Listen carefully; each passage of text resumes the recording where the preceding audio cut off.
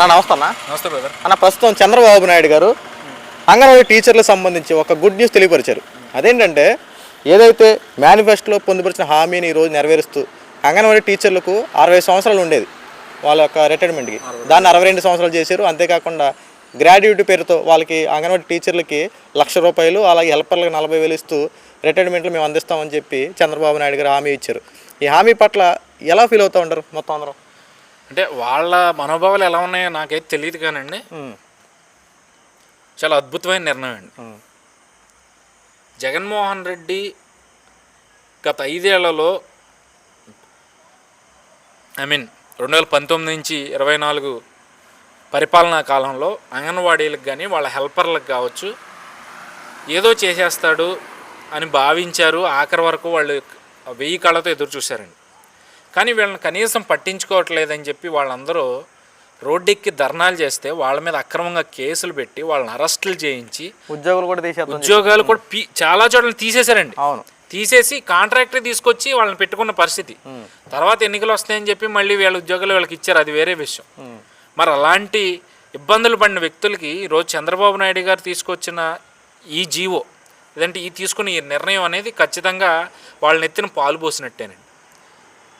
కానీ నాకు ఇప్పటికీ అర్థం కానిది ఏంటంటే ఈరోజు కూడా విజయవాడలో అంగన్వాడీలు మరి ఇంత గొప్ప నిర్ణయం తీసుకున్నప్పుడు కూడా ఎందుకు ప్రభుత్వం మీద వీళ్ళు ధర్నా చేస్తున్నారనేది నాకైతే అంతు చెక్కడం లేదు.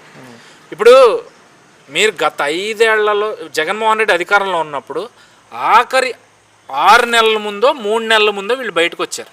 అప్పటి వరకు ఎందుకు రాలా? భయపడ్డారు.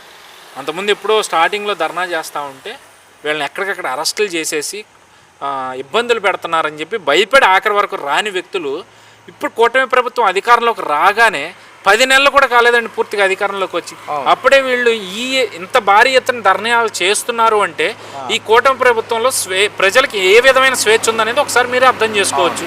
అదే జగన్మోహన్ రెడ్డి టైంలో ఇలాంటి ధర్నాలు చేస్తూ ఊరుకుంటాడండి, ఈడ్చి కొట్టేవాళ్ళే. అలాంటి పరిస్థితి ఇక్కడ లేదు.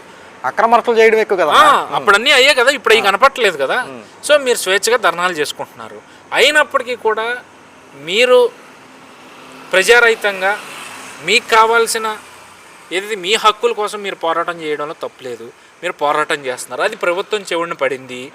దానికి తగ్గట్టుగానే ఈరోజు మీ వయో పరిమితిని 62 ఏళ్లకు పెంచడం, రిటైర్మెంట్లో మీకు రావాల్సిన పిఎఫ్ని అంగన్వాడీలకి ₹1,00,000, హెల్పర్లకి 40,000 అనే అద్భుతమైన నిర్ణయం తీసుకోవడం అనేది చాలా హర్షణీయం. సో మరి అలాంటి నిర్ణయానికి మీరు హర్షించి కూటమి ప్రభుత్వానికి కృతజ్ఞతలు చెప్పాల్సింది పోయి మరి ఇంకా దేని గురించి మీరు పోరాటం చేస్తూ ఉన్నారు? ఇంకా మీకు ఎలాంటి హక్కులు కావాలి? ఇప్పుడు మీ కోరికల్లో ఒక విధంగా ఒక కోరిక తీరిందండి, అన్నీ ఒకసారి జరగాలంటే జరగవు కదా. సో మీరు కొంచెం నమ్మకం పెట్టుకోండి ఈ ప్రభుత్వం మీద. దయచేసి అంగన్వాడీ అక్కలకు కావచ్చు, ఆయమ్మలకు కావచ్చు, అందరికీ నేను చేతులెత్తి నమస్కారం చేస్తూ ఉన్నాను. కూటమి ప్రభుత్వం మీ బాధ వింది, మీ బాధ కూటమి ప్రభుత్వానికి కనిపించింది కాబట్టి ఈరోజు ఇలాంటి గొప్ప నిర్ణయం తీసుకుంది.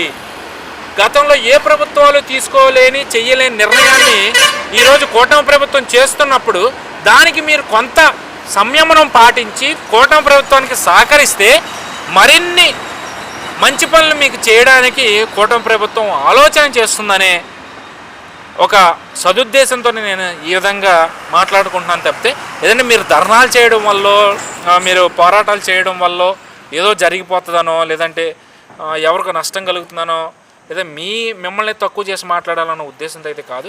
ఖచ్చితంగా అంగన్వాడీలు అందరూ కూడా ఒకటే గుర్తుపెట్టుకోవాలి, ఈరోజు కూటమి ప్రభుత్వం ఎన్నికల సమయంలో ఏదైతే హామీ ఇచ్చిందో ఆ హామీల్లో మీకు సంబంధించిన హామీల్లో ఒక హామీని నెరవేర్చడం జరిగింది. మరి మీ అన్నీ ఒకసారి జరగాలంటే అవో కదండి. ఇప్పుడున్న రాష్ట్ర బడ్జెట్ కూడా మీరు ఆలోచించాలి కదా.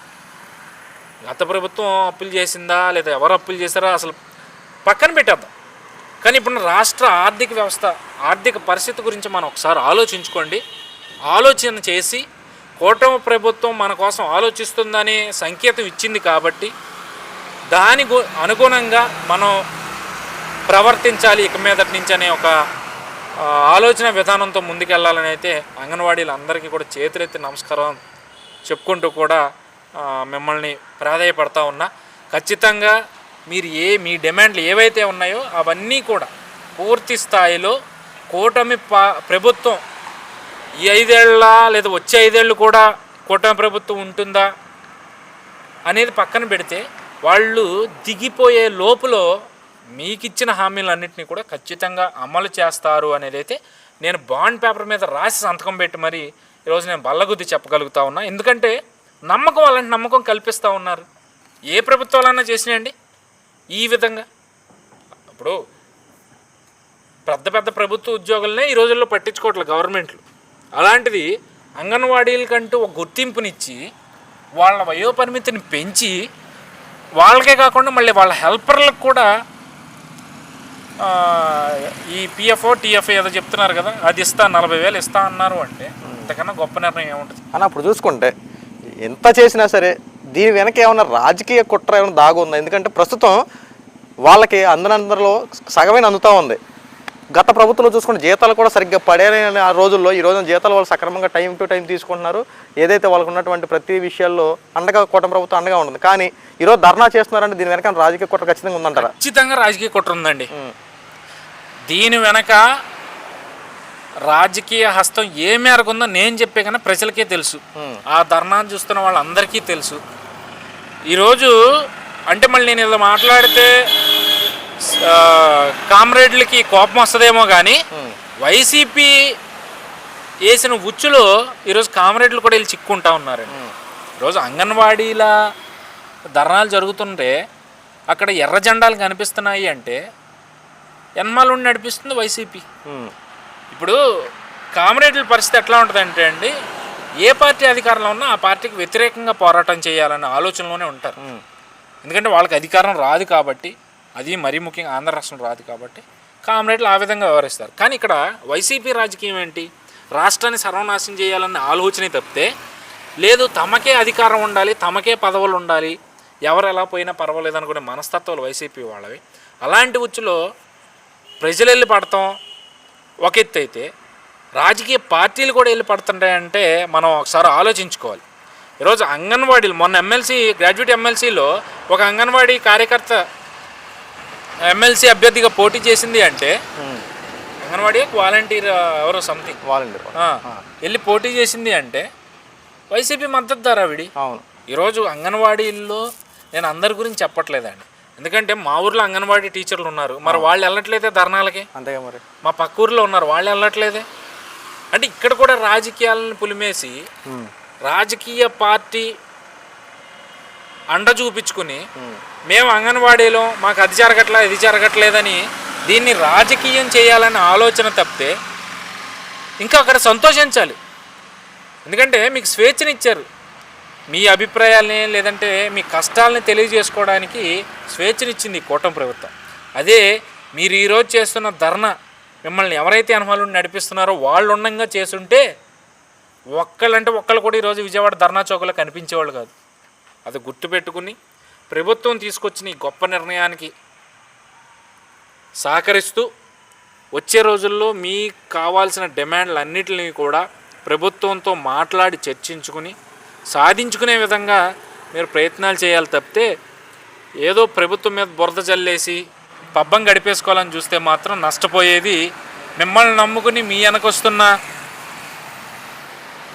మీ అంగన్వాడీ కార్యకర్తలే. అది దృష్టిలో పెట్టుకుని మనం చేసే పోరాటం మన వెనుకున్న వాళ్ళకు ఉపయోగపడే విధంగా ఉండాలి తప్పితే మన వెనుకున్న వాళ్ళని ఇంకా వెనక్కి నెట్టేసి మనం జేబులు నింపుకునే విధంగా ఉండకూడదు అనేది అయితే నేను ఖచ్చితంగా చెప్పగలను. ఓకే, థ్యాంక్ యూ అన్న.